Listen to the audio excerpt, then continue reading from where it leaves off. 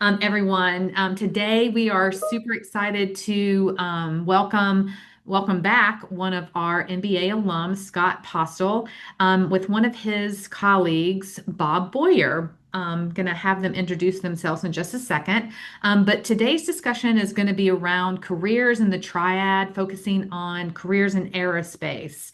I did a little reading as I was prepping for this panel discussion, and hopefully the Business Journal has these numbers right. Keep me honest, guys. But currently, there are over 15,000 people working in the aerospace industry in the triad, and Yep. well over half, about 9,000 of those actually work at PTI. And so it's a no pun intended, but a booming industry here in the Triad, not just out at PTI and in Guilford County, but over here in Forsyth County, we are also really grateful to have companies represented like Collins Aerospace. And then one in my town, Clemens, called Triumph. I know they provide some supplies and some things for the aerospace. So another interesting fun fact that I learned is that with the new surge of um, Jet Zero, that this is going to double the footprint in the triad, and they're supposed to add another 14,500 jobs, which has to trickle down, right, to all of the great things that you guys are doing there at Zim. And so I just wanted to mention a couple other companies that, if you're interested in careers in aerospace, some other companies that you might want to check out are Boom, Honda Jet, like I mentioned, Collins, Triumph, and then one that I wasn't that familiar with, Marshall. Okay. Not really sure what they do, but today we are so excited to highlight Zim Aircraft Cabin Solutions. And so I'll run through some prepared questions, and Hannah, at any time, if you've got questions, feel free to go off of mute and ask away. I'm going to try and monitor the chat, but since we have a light crew today, there might not be too much activity in the chat. Let's start with some introductions, and we'll start with you, Scott. Tell us all about who you are, your affiliation to Wake Forest, and what you do there at Zim. Okay. So my name's Scott Postal. I'm originally from Northern Virginia. I have a bachelor's of science in mechanical engineering from Virginia Tech, and did the evening MBA in Winston-Salem at Wake. So I'm a double ACC grad. Nice. Um, I have been in this business ever since I graduated from Virginia Tech, and I've lived in this area the entire time. I've worked for three different companies, which you've already mentioned. Started with BE Aerospace, which is now part of Collins. Then I was at Honda Jet for a couple years, and I've been with Zim and its predecessors for almost 15 years now. Wow. Fantastic. And Um, keep going. Started out in engineering. I did certification at first, so I used to get paid to break products. So that was a lot of fun. Did crash testing and all of that. Very fun. Did something similar at Honda Jet with suppliers. And when I came to Zim, I started working on the design side, and now I have been in sales for a little over a year. Well, while we're on the subject of sales, tell us, and everyone who's watching, like, what are you selling and who are you selling it to? Okay. We are focused on interior cabin products. So basically, anything you see once you walk in the door of an airplane. My expertise is primarily in passenger seating. Um, so we really, it's kind of a high mix, low volume operation where we do a lot of customization. So there's several different seat types that go into each airplane, and every customer wants something slightly different. So we try very hard to match up what we have available plus what we're able to customize to match what each customer likes to have on their airplane. Our contracts are almost always directly with the airline or the leasing company that is purchasing the airplane for them if they're buying a new one. We do not sell directly to Airbus or Boeing anymore, except for a couple of specialty products for either freighters or we also supply some crew seating for the Boeing tanker program. Oh, wow. Um, how much do you supply for like aftermarket kind of things? Aftermarket, well, line fit is new aircraft, and then retrofit is an existing airplane where the customer may be redoing the interior after a few years. An airplane normally operates as a passenger airplane for about the first 20 years of its life. After that, it gets converted to freighter or it gets scrapped out. So interior would generally go through 3 to 4 life cycles on an airplane. So if you do it right, about 2/3 of your business would actually be retrofit work. Oh, yeah. Ours is about 50-50 right now. And so you're selling straight to Boeing and whomever else are making these airplanes. Yeah, just a good example right now is we're working pretty closely with Air New Zealand Oh, on a big program.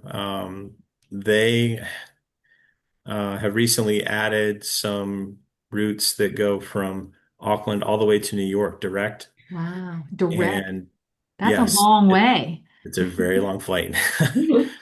Um, so they asked around to a number of industry players. They were aware of our presence from some work that we did with them a long time ago on some other airplanes, and said, "Look, we need some seats that have these features on them. They need to be extremely comfortable because people are in them for Long time. 3/4 of a day, basically."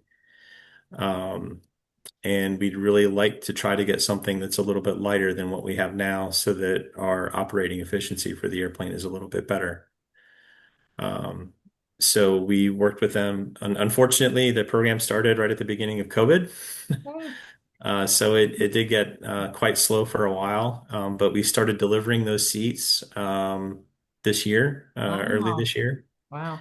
And that actually is a combination of retrofit aircraft where they're bringing airplanes in, where they do, an engine overhaul, basically give the airplane a really big tune-up, and it's down for quite a while. And at the same time, they're coming in and completely redoing the aircraft interior. Wow. And our seats fill up about half of the airplane, and we've also sold them some monuments. Basically, one of the products they have in the back is called Sky Pantry. It's just a little area where passengers can walk back on their own and grab snacks without having to, have a flight attendant run back and forth. Or Um, wait for the cart to come. right, Yeah. right. Um, so, you know, initially, those products are being retrofit in Singapore. And we have just started delivering the same product with slight differentiations because the cabins are just a little bit different. But externally, the seats look identical. They're being delivered to Charleston, South Carolina, Ah, to the Boeing factory nice. I'm for going to go life fit. right by there on Sunday. I know that's a ginormous. Um, Yep, and they're getting ready to expand it. it's amazing. All Yep. right, Bob, let's switch over to you. Tell us about your background and your experience, and then I'd specifically like to hear about Zim's footprint in the triad, where you're located, how many employees you have, and what kind of jobs you have now and you are thinking about for the near future. Sure. My name is Bob Boyer. I'm the director of HR for Zim Aircraft Cabin Solutions.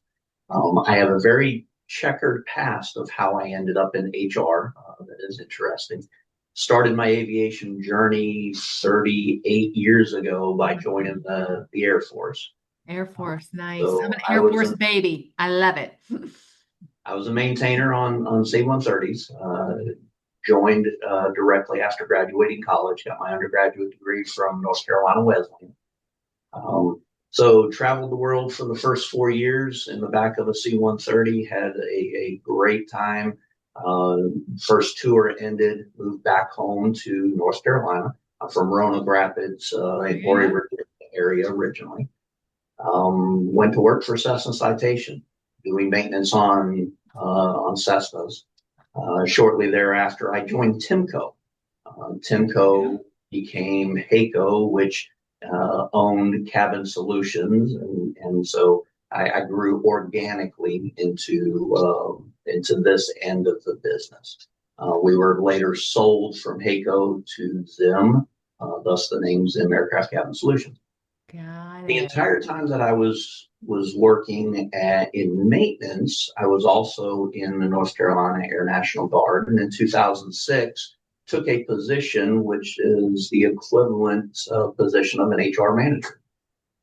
So Timco was watching my career pretty closely at that point, and in 2012 approached me and said, "Would you come over to the dark side, as I like to call it, to HR?" Is Um, it darker over here? It depends on the conversation I'm having with an employee at the time. Yes. And because I spoke both languages, I knew aviation, understood maintenance. I was over at the airport on the MRO side of our business, and then married the two, HR and maintenance. Yes. And then in 2021, I was courted by the former CEO at Cabin Solutions to make the transition to this division. And that's how I ended up over on the engineering design, seating, refurbish, or the business that we do today. We were sold to Zim in 2023, and it's been a great marriage ever since. So the second parts of your question, we are located right behind Volvo in Greensboro at the intersection of 68 and 40. Have a wonderfully refurbished facility here. It's very clean. You can eat off the floor. It's a great change from being outside in a hangar atmosphere to come here. Currently, we are about 300 employees. We had a little bit of right sizing after the sale from HACO to Zim. But as I'm sure Scott will expand on as we look forward, our future is bright. Our sales book for 26 is full, 27 is almost full, 28 is filling up. Uh, Wow. Even 2029 is in the conversation now for the planning purposes and what that's going to look like. With that is going to be a large expansion for us that we're already trying to plan out when those decisions have to be made when we're adding additional lines and additional headcount.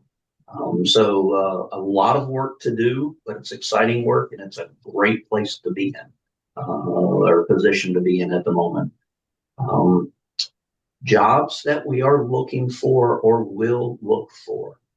Engineering is always going to be at the front of that conversation because everything that we do starts with engineering. Most of our sales do not reach production until many years after the contract is signed.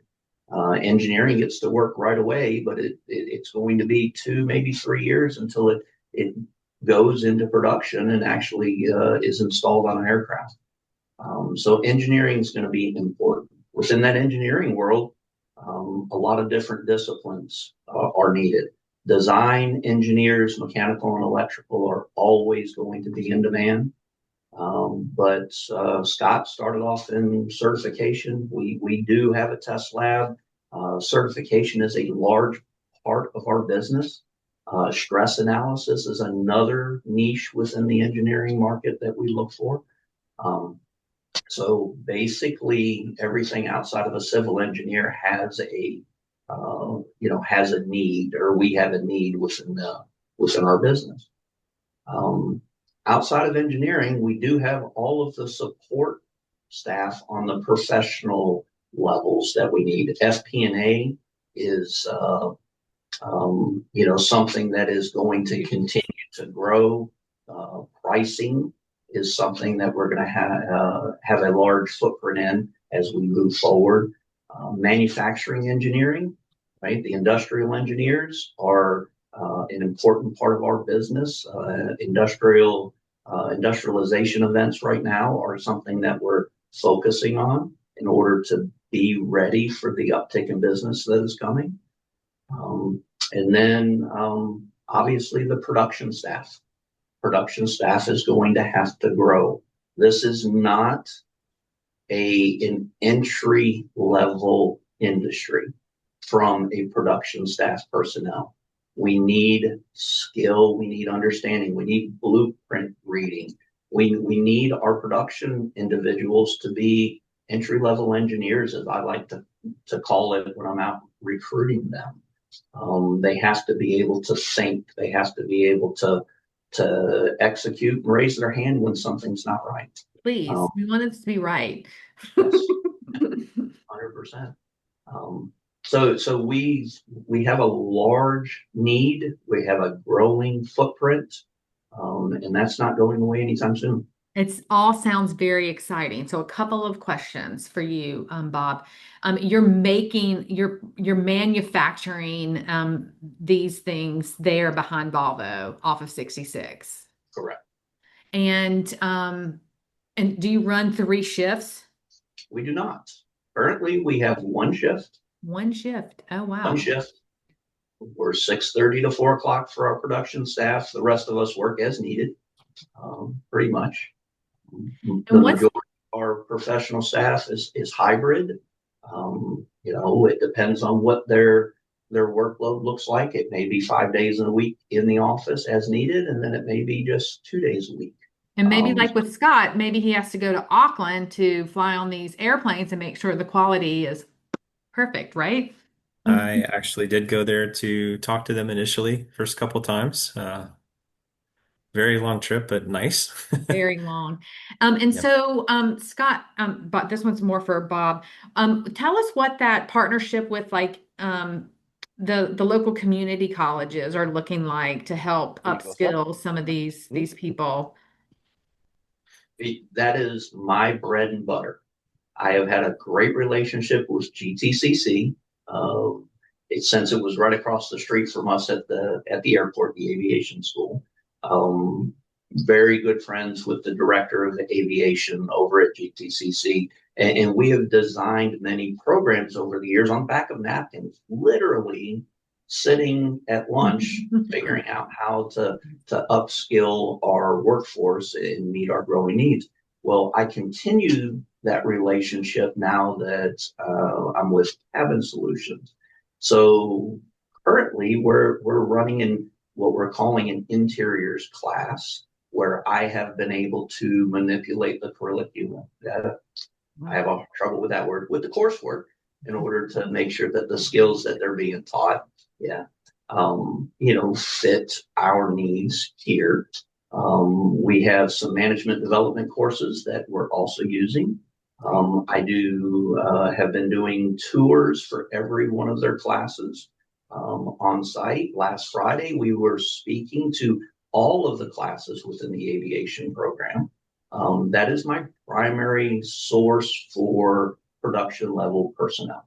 And I can also see like the ripple effect of like more business background experience starting to then be affected from the type of growth because, like with training and development, those extensions of HR departments, I can see that really becoming a need, right? And like we have an engineer program here at Wake Forest, but we're not an engineering school. And so my focus is always going to be on the business school and how our not just our undergrad business, but all of our alumni through all of our programs, undergrad business, all of our pre-experienced master's programs through all of our MBA programs, and all the alumni that come along with that. And so this is super exciting.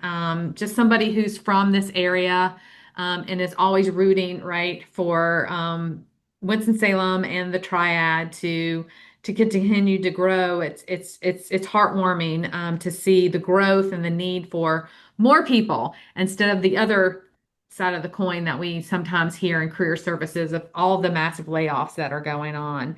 So how do you see, this growth evolving there for them? You're going to be competing with a lot of the, for a lot of the same talent. And so as the aviation industry is evolving, how is Zim staying competitive and innovative with all this dynamic stuff going on in the market? Okay. Well, as Bob mentioned, we are an engineering-driven business, so a lot of our investment is on the front end in technology, materials, anything that can give us an advantage commercially with respect to sustainability, cost, and weight. And sometimes we get lucky and we're able to improve all three at once. Um, we spend a lot of time listening to airlines, making sure that we take their input and bring it back in-house and do development work to improve the products we have. If we, go out on a sales campaign and they award it to somebody else, we always try to ask, what can we do better? And we take that feedback and say, look, these three things were missing from the product or they didn't like how it looked. We need to restyle it. Um, that plus, talking to frequent flyers. Of course, obviously, we have a couple people in our company that fly all the time. I travel a fair amount now, but also, people, out in the business world that fly, maybe 20, 25 days a month. Wow. Those are the kind of people that we want feedback from. Yeah. What makes our product better for you? Um, and then coupling that with some of the industry trends that we're seeing, all of that combined together feeds into the business decisions that we make as a company, and also helps us decide which customers we want to try to target. Particular airlines. Um, as far as OEM partnering, we're tied pretty closely to Boeing and Airbus. There's other manufacturers that make, executive jets. There's also, um, you know, other types of planes, like regional jets, those sort of things. They're a lot more difficult to, one, market entry is more difficult, and two, again, the level of customization is much, much higher. So those are things that we look at when we decide, what part of the market we want to try to conquer and, which competitors we want to try to take on. Speaking of competitors, are you competing with some of those brands that I rattled off at the beginning of this session? Are you direct competing Maybe. with like Collins? Yeah. I actually started there, as I mentioned, right out of school. Um, the way the seating market is broken up, you really have kind of the big three, like automotive, and we are actually number four. Um, so we are working very, very hard to improve our presence in the market, make people more aware of us, and try to gain some market share. And so, do you have any other locations outside of what you're doing in the triad? Yes, we actually, Zim is a German company to start with. So when we were acquired, the parent company that owns both of us had been working to combine certain things. For example, the my boss that actually manages my day-to-day work is based in Germany. Mhm. So we definitely work together a lot. They have some products that are different from what we do, so there's not much overlap. But um, that helps us have a larger global footprint, puts us in, two different time zones so that we're able to cover pretty much the whole planet, for an industry that is definitely worldwide. That's really, really fantastic. And so, how big is the parent company? Bob, you might be able to answer that better than me. Our Germany footprint is smaller. than in the US, about half the size. Okay. So And not only are you competing for clients and customers with people here in the triad with other companies in the triad, but you're also competing for talent. Yes. And Bob, this question's for you. Like, how are you able to set yourself apart so that, right, that Zim wins on the talent it's a field? battle we fight every day. Um, what we do is we are working hard to become the most attractive company for talent that wants to establish themselves in the industry. What I mean by that is Greensboro is a top selling point. So right now in the current landscape, engineers are the companies that are here in Greensboro. Engineers are not their main goal. Collins would be our one competitor that we fight with. So pulling talent from elsewhere in the U.S. to Greensboro is our secret weapon Wow. because we do have a great location. We have great schools. We're a fantastic climate. So we do have success pulling from some of the other larger aviation areas where it's very expensive. Cost of living is expensive, where the climate is not as good as it should could be. Also, we happen to be in the center of some of the best engineering colleges, that are local to us. So we're very active with the Wolfpack. I see that down in NC State, We have a wolf Virginia. packer in our house. Yeah, we're part of the pack in the Sure, Boothville house. A&T, Yep. UNC Charlotte. We have a lot of local talent that we court on a regular basis. We have great relationships with those schools. We're in front of those students on a frequent basis and have a lot of graduates here that help us recruit. Scott's one of our secret weapons when it comes Virginia to Tech. recruiting Okay. this talent. Yeah, Um, Virginia Tech's so amazing. and then once we have individuals in house, that's where I get to really go to work in creating an environment that they want to stay. We mentioned at the beginning the hybrid schedules, the open door policies, the fact that the CEO is on the floor and accessible every day of the week. Great recognition programs, competitive pay, our benefits. I'll put against any company in the area, large or small. Um, we handed out Chick-fil-A biscuits for Veterans Day yesterday. Little things Make a that big deal. Yeah. a good environment to work. But probably the biggest advantage that we have, or the one that we make the most visible, is we develop and promote from within. Good. That is important. I would much rather hire a new graduate, from an engineering school, and 2 years later have a conversation with them about their career path and where they're moving to and how they're going to get there, and then promote from within. I love it. And does Zim have any kind of tuition concession or reimbursement if someone wanted to get an additional degree, like an MBA from Wake Forest?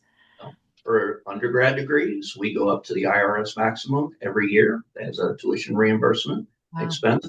And then for MBA degrees, we do it on an individual basis and we do full payment. So, Wow, that's gracious. You're not kidding about those benefits. You don't hear full pay on an MBA very much anymore. Yeah. And so that's really several that are fantastic. taking advantage of that right now. Oh, how many? Several. Oh, that's fantastic. That's fantastic. I'm sure that Scott, you have a lot to say around how your Wake Forest MBA has shaped your career. And Yes. just would really love to hear about some of the problems that you've helped solve there and how your MBA has paid dividends for you Okay. with your career. Yeah.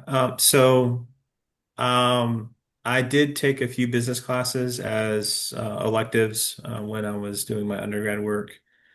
So I did already have an interest in that side of the industry when I came in. But going through and actually completing my MBA gave me a much, much bigger toolbox for being able to do evaluations that weren't purely technical. So I can make decisions about, whether we actually spend the money to buy this new software package. Does it actually make us more efficient? Um, Sometimes we make decisions about having an outside company produce something for us versus doing it in-house. I have all of those tools available to me now to be able to decide, we want to send that and that and that out. And of course, on the sales side, a lot of exposure for, understanding the operation side of things, as far as planning when we can actually fit projects in, to make sure that we don't oversell our capacity, costing, pricing, um, how to sell to a customer. Those are all things that I learned when I was a student at Wake Forest. So I'm extremely um, grateful that I had that opportunity to do that while I was working.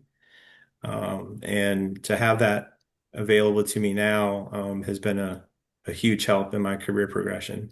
You have one of the perfect storm combination degrees. I've seen a lot of kids come through the business school here. And Bob, I'm Mhm. not sure if you're familiar with our pre-experience master's programs. They're built for like a fifth year or super senior year. They're for students who, are coming right out of undergrad. And it's a 10-month, very accelerated business curriculum.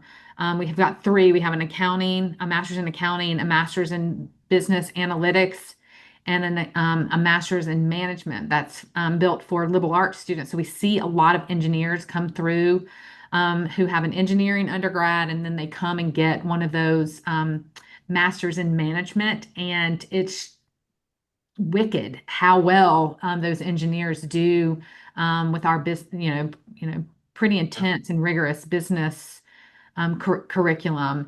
I'm just getting my feet wet with working with MBA students, but we get a lot through, all of the different aerospace companies here in the Triad. And it's really super great to hear that Zim is supporting 100% of that MBA. And so if you have someone watching this and your audience is going to be, it could be anybody, but for my purposes and my perspective, it's going to be alumni from any of our business school programs, from undergrad, which we have a lot of students who focus on finance here in Winston in at on this campus here. And then we have, the Master of Science in Accounting, Analytics, Management, and then all of our MBAs, right? From 50 years ago all the way up through someone who, is currently, in one of our programs. And so what's the best advice that you have for them if they're interested in a career with Zim? And our audience is broad, I get it. Yeah. Um, I think it did help me initially, that I did have some work experience even before I finished my bachelor's degree. I did a co-op at the predecessor to Collins while I was still in school, and that really helped me make up my mind that that's what I wanted to do for a career. So I knew I definitely wanted to finish my engineering degree. And then on top of that, knowing that they dealt with um, external customers quite a bit. Um, I made sure that, I took advantage of opportunities where I could to deal with outside parties, even if it's just sitting in a meeting with the customer and with Boeing, to help understand the business. And then I realized that having an MBA would really give me much better exposure to the type of job that I wanted to have later in my career. I didn't want to just be the guy that, smashes seats all day long. Just like, Well, no, a that's finance super. That major. sounds like lots of fun. it is fun, but you can only do it so many times. Um, and the same thing for somebody in finance, accounting, supply chain. Those are all excellent fields to start your career. Um, but for people that don't necessarily want to be, the main number cruncher, they want to learn more about how the business operates. They want to do business planning, FP&A, as Bob mentioned earlier. Strategy. Yeah. Getting into the strategic side, thinking more forward about the company in general. Those are all things that um, a graduate degree in, any business field, but particularly an MBA, really, really sets you apart and gives you a much greater range of opportunities to move up and move forward. I couldn't agree more. What was your favorite class while you were in our MBA program? Oh, I had a particular professor that I loved. His name is Derek Boone. He's now retired. I think Um, Hannah had Derek Boone. Hannah, if you're still on, I sure did. sure Yeah, did. okay. Yep. for statistics or business The analytics. Yes, my favorite thing from all of my MBA was him saying, "You could do that, but you'd be wrong." We We have a have whole book. ourselves a dilemma. Yes. So, fantastic instructors and professors. Um, I liked the operations class. I liked the organizational behavior. Um, Accounting, not so much because, like I said, I'd already had some exposure to that, so it wasn't quite as interesting to me. Um, but, obviously they have to cover it for people that don't have that background. But definitely the things that were outside what I had already studied were challenging. And the format for the program where we had team members that we stayed together with throughout the entire program, um, I think is a particular strength versus, some other programs where they might have you just try to do everything on your own. Or like Uh, you're bopping back and forth from different teams. You're in this team, yeah, class on this team. Yeah, we purposely and strategically and intentionally build most of our programs around the team dynamic and the team modality. As we're approaching 12:45, I wanted to give Hannah or Christopher the opportunity to ask any specific questions that you might have before I wrap it up with like the best way to continue this conversation.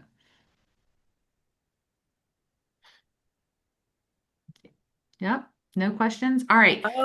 Sharon, I do have one. Yeah. And maybe actually, Scott, as you were talking, I felt like I was listening to my spouse, actually. His background's very similar, and turns out you know him. So maybe once the recording's over, we can we can chat. You guys have crossed paths in your professional lives. But for me personally, my background, my undergraduate background, was in liberal arts, and then I was one of the students Sharon mentioned that did the master's in management program. Okay. So I don't have any engineering background, but my role now is the director of project management at a revenue cycle company in the healthcare industry.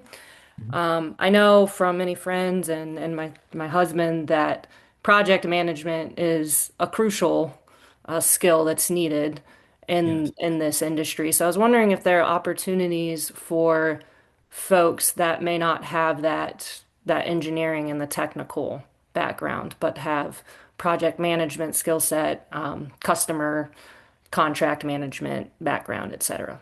People management. People Yeah. management, yep. 100%. Engineers, there's usually just two types. The extroverted engineer will look at the other person's feet when they're talking, and the introverted engineer will look at their own feet when they're talking. That's a good one. So, I've never heard that one before, but that's yeah. a good one. Um, we use program managers to coordinate everything internally. They do P&L tracking. They check program progression to make sure that we're on task and on schedule, on cost. And they also serve as our voice to the customer as well as the customer voice of the customer back into our company.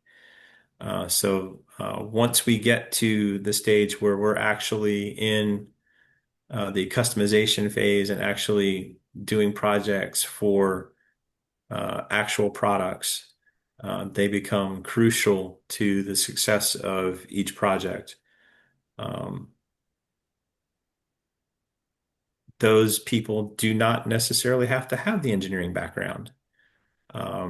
What we find tends to make them the most successful is they're willing to go directly to whatever problem is blocking progression and doing what they need to do to make sure that that gets resolved in the most um, effective manner where they're able to build consensus internally so that we all agree on what to do next. Um, they tend to be more extroverted, but the main thing is being very highly organized and detail oriented.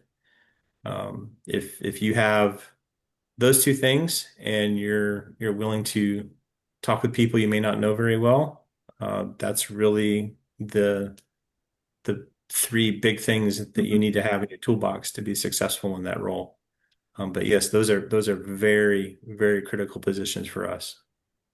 Very good. All right. Well, let's wrap it up with the best way to um, utilize networking techniques to continue this conversation. Bob, what's the best way for anyone watching this to be competitive in the application process? And then, Scott, your question is going to be around, um, you know, you're hopefully a lot of our aerospace MBA students and alums are going to watch this and they're going to want to continue to learn from you. So what's the best way for them to get in contact with you and continue this conversation? Always Yeah, go available. first. All right. I'm always available, myself or my team. We're always visible. We're part of the chamber. We're part of the High Point Economic Council, the Guilford County Board of Directors for Economic Development. So we're always out in the community. Um, would love everyone to have my email address, at some point, if we can tag that along with it. Yep. Did make mention, though, of how to put your name at the top of a list when you apply. And I can't stress enough that honesty on a resume is paramount. The amount of applicants we get for a job is overwhelming at times, and 99% of them don't pass the smell test upon first glance as we're going through. What's your smell test like? The smell test is somebody who graduated from an engineering school last year, but puts down they have 9 years worth of management level experience and they held a director title, or it's obvious that they put information on there that says they've been in the workforce for 3 years, but yet their titles do not match. They overinflate their resume. It's full of fluff. It's full of filler. Entry level individuals, I love to see almost a question within their application. I want to learn. I am hungry. I have an education. I have a limited amount of experience. This is what I want. So probably the short answer is, if you know what you're looking for, if you know what you want and you know where you want to go, that application and that resume is a beautiful place to put this. That catches my attention as I'm looking versus a very generic, dry resume. And so do you utilize an applicant tracking system to help you vet candidates, or is your approach strictly human eyes on paper to review and make decisions on next steps? strictly human. I have found that the parsing of resumes in order to look for keywords is just driving people to put keywords onto a resume. Yeah, it's not. Yeah. Yeah. I'm so glad to hear that. I'm so glad. And I also love your like how to stand out. People have got to start. I preach this all day long, um, like just repeated day after day of taking the time and consideration to present documents to a potential employer that tells a story on how you will add value to that organization. And we have to switch the way people think about resumes in today's market. So I appreciate that. Scott, wrap us up. Okay. How are you going to So help some other Wake Foresters? yeah, so just to build on that a little bit, obviously, my background is primarily engineering, and everybody that applies has a degree in engineering from somewhere, and most of them have really good grades. That's wonderful. You're now on the same level as every single person that's applied for that job. You know, what else makes you unique? What did you do in school that was something really cool that you did or that you just really, really enjoyed? If there's, a club you were in, if there's an activity you participated in, put that on there so that we can learn about you and see, you know, what sets you apart from all the other people that just show up, do their work, and go home. We can fill a building with people like that, but they're not always going to be successful. What we found is that people that have that level of outside involvement beyond school tend to be much, much more successful. Um, so that is definitely something that you want to try to highlight on your resume anytime you can. Um, as far as networking, I'm very easy to find on LinkedIn. And So very there's no responsive, I problem might finding me. add. I try to be, yeah. I'm kind of one of the people that um, is outward facing for the company, so I have to make sure I know what's going on. Um, So LinkedIn, connect with you yeah, on LinkedIn. Bob, LinkedIn, yep. companies on LinkedIn too. So there's lots of ways to get a hold of us, one way or another. Fantastic. Well, we'll stop there. We ran over Okay. a few minutes, which I hate doing. And so we want to get everyone off to their day. But on behalf of the entire School of Business, and especially from the Office of Alumni Engagement and the MBA programs, I can't thank you enough for investing your time to help educate us all on careers in aerospace here in the Triad. And I think it worked out absolutely perfect to be able to spotlight your company in this very intentional way.